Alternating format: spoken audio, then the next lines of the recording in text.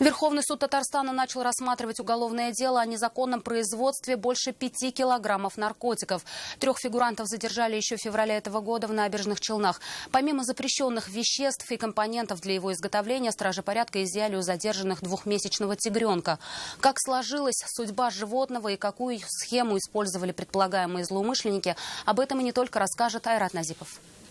Подсудимые имеете право знать, в чем вы обвиняетесь. На скамье подсудимых 3 человека. 32-летний президент благотворительного фонда Джавид Магерамов и братья Тимур и Ильдус Шамсудиновы. Каждый прячет лицо под медицинской маской. Фигурантами уголовного дела все трое стали 7 февраля этого года, когда к ним нагрянули бойцы спецназа. Ноги под себя! Спецоперацию провели в Набережных Челнах. В тот день правоохранители, что называется, накрыли нарколабораторию. Обыскав ее, а заодно и место проживания обвиняемых, полицейские нашли массу интересного.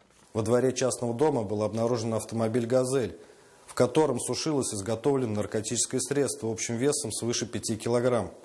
По месту жительства предполагаемого организатора группы изъяты денежные средства в размере 150 тысяч рублей, а также тигренок в возрасте около 2 месяцев. Животные перевезли в Казанский зоопарк, однако из-за болезни тигренок скончался 1,5 месяца назад. Обвиняемые же все это время находились под стражей. В ходе следствия выяснилось, предполагаемые злоумышленники изготавливали наркотическое средство мефедрон. Готовый продукт расфасовывали в полимерные пакеты и делали закладки. Полученные от продажи вещества деньги они тратили на себя и приобретение реактивов. При этом по материалам дела для производства запрещенных веществ использовалась подсобка благотворительного фонда. К работе в фонде привлекались и несовершеннолетние волонтеры, которым организатор поручал заниматься сбором денег в общественных местах городов Набережные Челны, Нижнекамск, Елабуга и Мамадыш. Как полагает следствие, благотворительный фонд под видом помощи собирал деньги в общественных местах Нижнекамска, Набережных Челнов, Елабуги и Мамадыше. При этом часть средств шла на благотворительность, а основной доход тратился на компоненты для наркотиков. Вину в предъявленных обвинениях никто из подсудимых не признал. На ближайших слушаниях планируется допросить свидетелей по этому делу.